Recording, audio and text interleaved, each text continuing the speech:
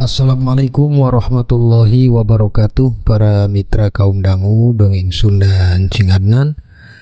Alhamdulillah tiasa tepang dangu deui para mitra dina gelaran dongeng Sunda anu baris ngalajengkeun cumarios Munjung Gondoruo dina seri ke-15 nya para mitra. Langkung ti payun para mitra, sim kuring nyuhun dihapunten tina samudayaning kalepatan. Pemilihna aya kasamian dina nami tempat gelar sareng sajabina numawi daya mangan saukur carios fiksi anu direka kusim kuring etang-etang kangge hiburan mitra kaum dangu sadayana. Nyaku kituna supados tong yang kolong kana waktos mangga sasarengan dangukeun deui wae kalajengan cumarios dongeng Munjung Gondoruona dina bagian ke-15.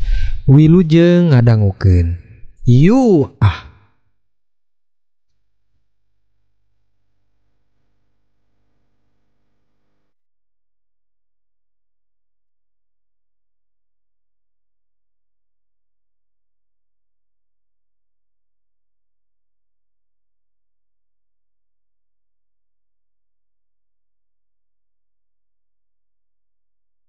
Para mitra kaum dangu, dina harita masyarakat anu pada gimbung bade ngajugjug ka imah manggaha kalayan bade mastikeun jeung niatna oge bade sakantenan wae ngahukuman ka manggaha ku bakal dibakar boh ka imah atanapi ka manggahana oge. Sabab pikiran masyarakat teh Gondoruo geus banget ngarugikeun ka batur-batur. Kantenan eta teh mun leres kabuktos manggaha tangtos na manggaha kabukti Munjung sedengkeun ngaran Munjung tangtos ngarugikeun kapada batur moal bakal dibere ampun para mitra. Nanging para mitra, manggaha anu harita janten Gondoruo langkung ti heula geus nepi ka imahna. Anjeunna lajeng gentos malih kana asalna deui janten manggaha sakumaha biasa. Nya harita keneh Nyi Santika digugahkeun ku manggaha anu keur sare supados tiasa pangerikeun tonggongna. Maksudna mah keur ngarah ngaleungitkeun tapak bukti urut dicepret ku pecut tina buntut lauk teh ku Mang Yayan harita. Numawi urut tapak beunang pecut teh ngajaret beureum semu hideung. Saking kutarikna harita Mang Yayan nyepret ka tonggong manehna para mitra. Nyai Santika tulungan akang ayo geura ayeuna tandak minyak keur ngurut kerokeun tonggong akang ayeuna Nyai. Enggal Nyai, numawi masyarakat nuju ka dieu bade mergas akang. Ayo enggal Nyai, gampang carita mah. Geus ayeuna mah tulungan heula akang Nyai. Ceuk manggaha kalawan rasa anu pinuh melang. Cara ngomongna ge was-was bisi kaburu kapergok kunulian para mitra. Nyi Santika ge teu rea tembal sabab manehna ngertos salakina pasti kanyahoan nyaeta dina nalika anjeunna bade ngalah tumbal. Muhun Kang, sok ayeuna akang calik we dikerokeun saenggalna. Nyi Santika lajeng ngerokeun kana tonggong manggaha para mitra bari tandes ngarasarua jeung tapak anu urut dipecut ku Mang Yayan harita. Sing tandes we Nyai, ngaranyaruaan ka tapak anu geus aya. Sumuhun Kang, nuju ieu ge. Mitra kaum dangu, singgetna harita Nyi Santika nuju ngerikeun tonggong manggaha teh teu lami di luar reang sora anu bari ngagedor panto imah manggaha. Kak, kira keluar sia teh Kak. Dasar anu Munjung, gawat keluar sia teh Kak. Sora Mang Yayan para mitra di luar nu ngageroan ngaran manggaha teh katawis ambekna. Kitu deui katembal sora wargi sejena pada sami reang nyelukan ka manggaha. Teu lami Nyi Santika mukakeun panto. Disanghareupan langsung ku Mang Yayan anu bade ngarangseg asup kalayan hayang manggihan manggaha para mitra. Punten, aya naon ieu teh bapak-bapak sadayana? Nyai, punten, di mana ayeuna salaki nyai? Nah, aya di mah tanah pintu. Mun teu berarti leres tari tegaha. Maksudna kumaha, Pak? Tikawit sore Kang Gaha teh di imah, anjeunna nuju kirang raos awak melihan wengi ge dikerikeun tonggongna teh ku abdi. Dupi aya naon saleresna? Ceuk Nyi Santika para mitra. Nembalan ka Mang Yayan nu harita geus nafsu.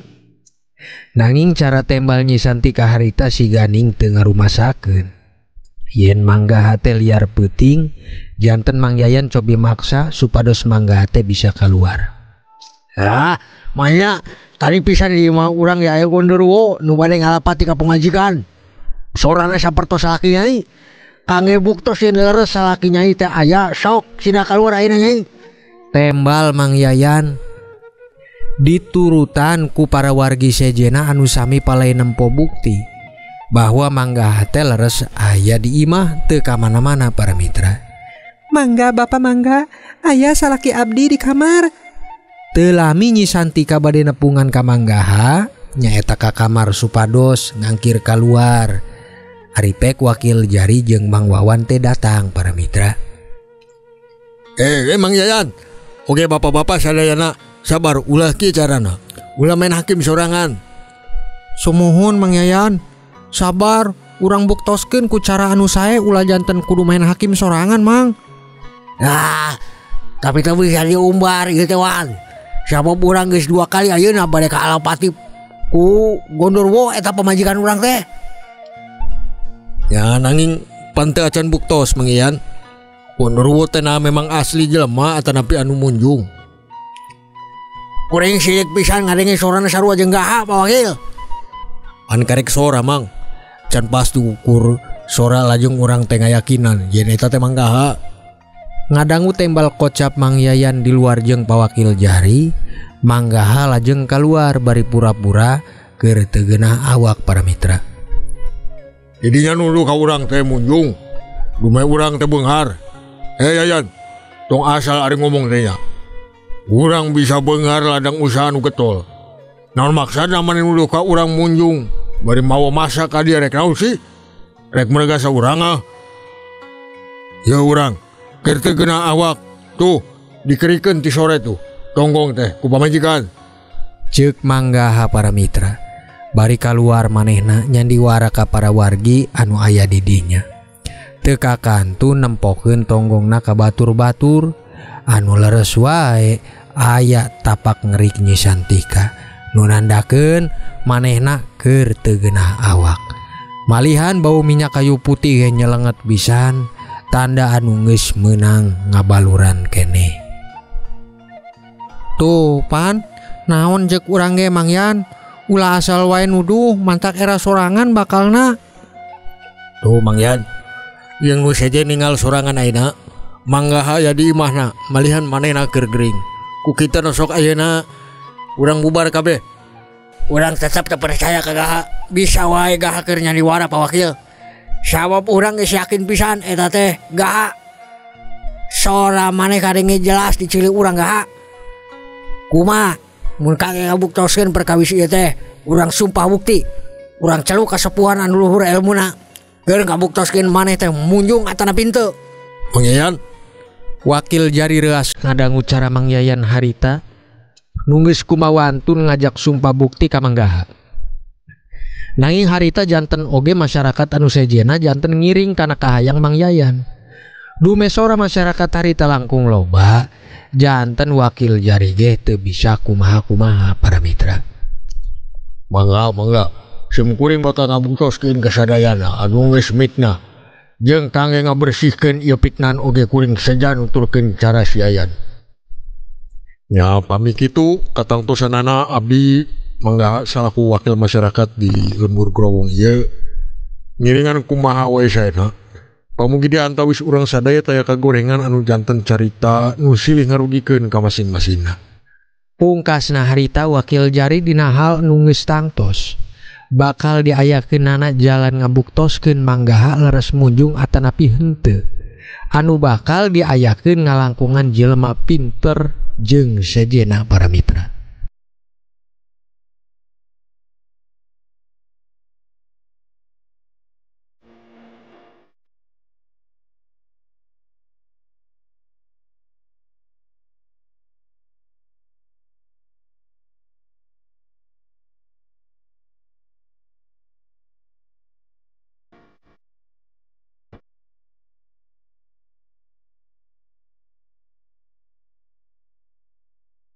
Para mitra kaum dangu, di waktos enjingna giwangkara nyoroti wetan, hawa lembur sakedi karasa tiris, Ciibun masih masihan jukut jeung dadaunan, dahan ditatangkalan kaoyagkeun, nyaeta kaoyag laun peda daunna teh katebak angin, manuk-manuk reang ting caruit sakapeung menclok-menclokan ka genteng imah para wargi di lembur growong. Isu keneh antawis jam 7 harita teh Nyi Santika angkat ka bumi di Mars City, malihan teu dianteur ku Manggaha sok sanaos harita Manggaha nawisan anjeunna nu kersa pikeun nganteurkeun. Pedah kituna Nyi Santika teh terang da kiwari Manggaha teh nuju dina wanda bingung antawis sigarek meunangkeun totonden yen dirina nu bakal kanyahoan munjung. Sedeng bejana para mitra, hajat bukto sumpah serampah harita bakal diayakeun di Bada Isa. Pawakil jari anu dibantos ku masyarakat silih sabilulungan pikeun nyiapkeun sagala ragat hal syarat anu dipentak kuno pinter salaku anu janten hakim kangge muktoskeun Manggaha harita. Nyaceuna ceuk beja bakal dipimpin ku Ki Joko Kebo, hiji dukun anu kasohor elmu pangabisana anu bade didatangkeun ti daerah Mencos. Mitra kaum dangu, singgetna carios kiwari Nyi Santika anu tos aya di imah ni Mars City lajeng wae ngageurih tulung ka ni Mars City pikeun anjeunna kersa nulungan samentawis ka salakina anu bakalna dibuktoskeun di wengi ieu ku dukun anu didatangkeun ku masyarakat di eta lembur growong. Cinta anjeun ka salaki teh eures ayana Santika, nanging maneh memang cacan lepatan kana janji ka Nini nu bakal merekeun salaki maneh keur tumbal ka Nini. Ni Mars City kocapna, dina harita Nyi Santika cobi nembalan ku sakintena ngajantenkeun Ni Mars City percaya ka manehna. Nini, kumaha ku abdi bade ditumbalkeun Kanggaha teh pikeun Nini, samentawis abdi masih panganten anyar, tangtos sadayana oge kedah dipikir leres Nini, mun ayeuna ku abdi dipasihkeun Manggaha ka Nini, kumaha ceuk batur pasti kuring anu bakal katempuhan, kitu oge Nini pasti bakal dibuka rusiah ku abdi. Janten dina hal ieu antawis Nini jeung abdi sami sareng dina hal silih ngajagi rusiah Nini. Ceuk Nyi Santika para mitra. Ni Mars City rada reas ngadanguna nepi ka ngareret bari neuteup rarai Nyi Santika. Naon kocapna Nyi Santika kahartos leres ku Ni Mars City. Anjeunna teu sadar salami ieu ngancem Nyi Santika nu sing horeng manehna oge sami kaancemna mundugi Nyi Santika teh ngoceh ngabuka rusiah ka batur-batur ngeunaan dirina. Pinter maneh teh Santika, sigalek codeka maneh geuning ka urang teh ku ayeuna wani malikeun anceman ka Nini. Sanes ngancem atanapi bade codeka Nini, upami kuring codeka pasti moal engke-engke pikeun kuring mukakeun rusiah Nini kantenan kuring oge datos ngagaduhan elmu ti Nini. Moal engke-engke Nini ayeuna ge atuh tiasa upami kuring niat codeka mah.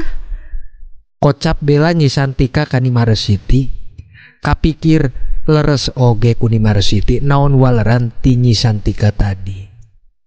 Terus kumaha kalajengan maneh pikeun kapayuna dina minuhan janji ka Nini ieu.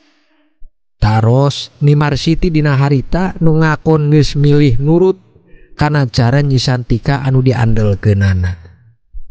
Tangtosna aya waktos nu bakal kukuring diserahkeun kan ini pikeun ngalapati caroge abdi ni. Nanging sanes ayeuna nu mawi pangantenan masih bau kembang keneh. Kantenan kamari Rodiah geus diteluh ku abdi ngangge ilmu ti Nini. Kiwari kumaha carana Nini kudu tiasa ngabantos kuring kana perkawis kangge wengi supados kanggaha teh tiasa salamet Nini. Ceuk Nyi Santika para mitra. Dina harita teges keur langkung miheulakeun perkawis anu bade disanghareupan ku manggaha di wengi ieu. Sok maneh mulang we ayeuna mah kesonten atanapi wenginya Nini bakal kaditu dina waktu salaki maneh dihakiman kudu ngarti di ditu. Nini bakal ngabela ku cara Nini dipastikeun salaki maneh bakal salamet. Ceuk Ni Marsiti nu harita geus nyanggeman pikeun nulungan ka manggaha ke wengi para mitra. Manehna geus nyaho salaresna ka manggaha anu munjung.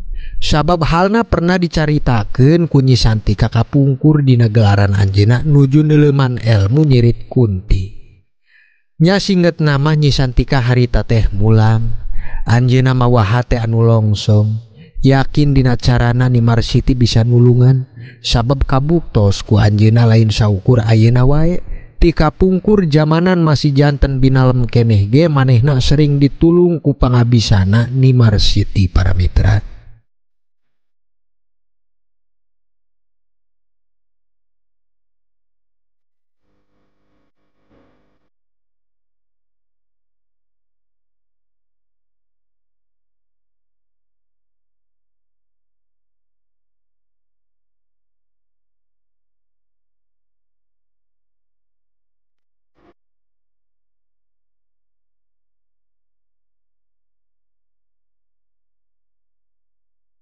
Para mitra kaum dangu, waktos harita antawis jam 8 peuting.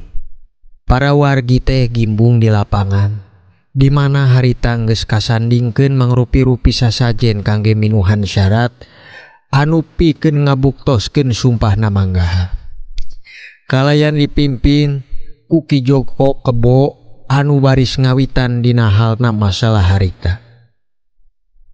Pada Bapak Ibu sadayana, ulah Ki Joko Kebo dukun kasohor ti lembur Mencos geus kakuncara ka Jamparing angin-anginan dina pangabisana.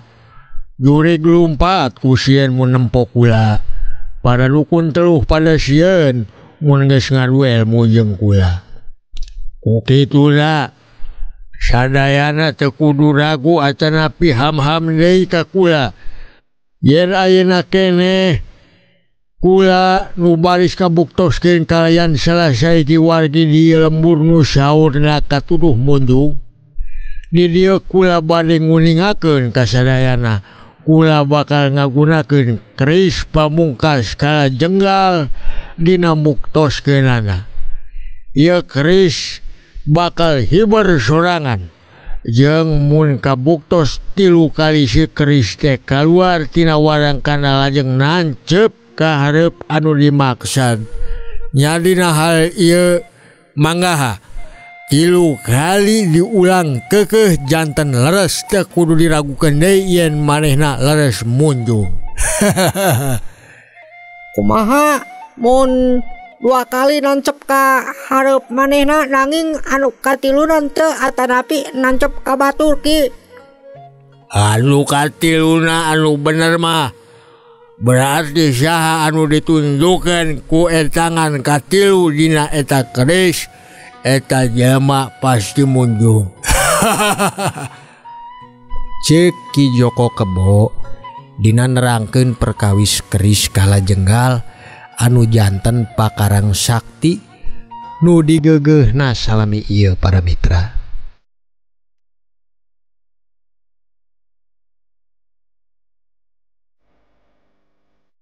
Para mitra kaum dangu, harita dikawitan Ki Joko Kebo kemat-kemat sasambatan kakaruhun jeung jurig jarian.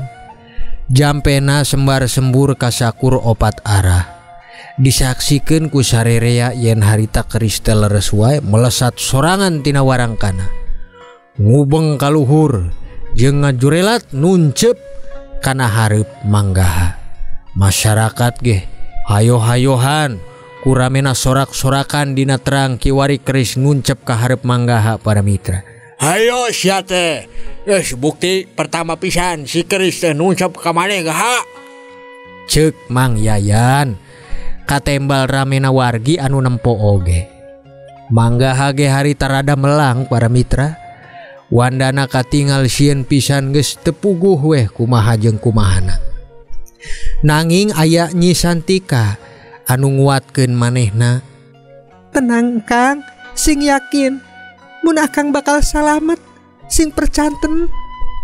Ceuk Nyi Santika anu nyarengan Manggaha harita. Teu lami kadua keris teh dicandak deui ku Ki Joko Kebo. Lajeng diasupkeun deui kana warangkana. Dijampean deui ku Ki Joko Kebo teh nya si keris kadua kalina mubeng di awang-awang. Jeung harita keneh nuncep deui ka hareup Manggaha para mitra. Der atuh wargi anu nempo ge rame. Nu kadua mah janten nambih kayakinan ka para wargi anu ngahadiran harita.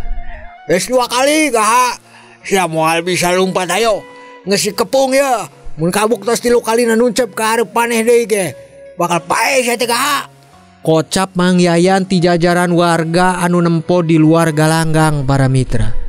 Dume harita geus diamankeun oge supados teu kajantenan para warga teh ngahakiman sorangan.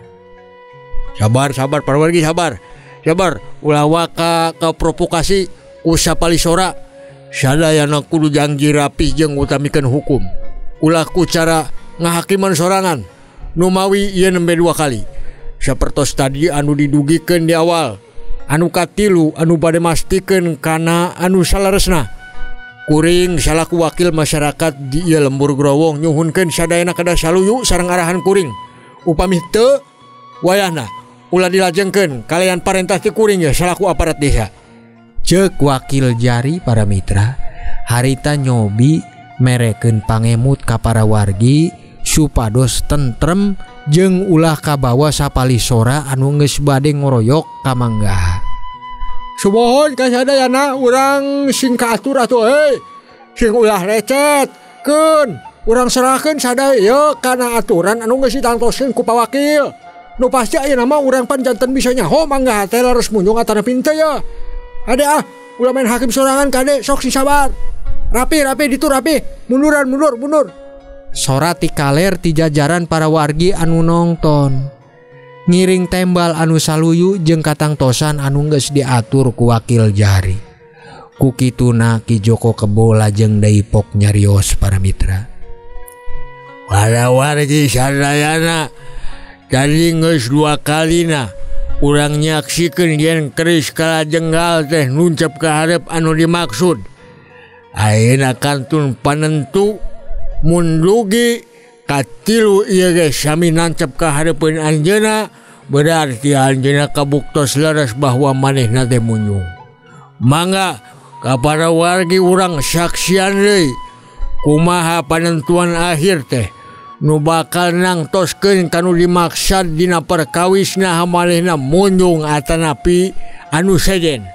Jeung upami ieu keris bakal nancepna kana gedebog cau anu geus disayogikeun berarti anu munjung teh sanes Manggaha anu ayeuna nuju benang fitnah.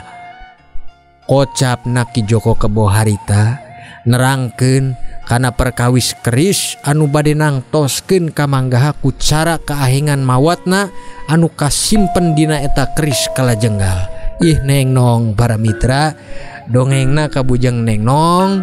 Ku kituna antosan wae kalajengan cumarios munjung Gondorwona dina seri ka-16 nya para mitra. Sakitu panginten anu tiasa kapihaturkeun dina ayeuna. Sim kuring cing Adnan nyuhun dihapunten tina samudayaning kalepatan. Sapunyere pegat simpai paturai patepang deui. Wassalamualaikum warahmatullahi wabarakatuh.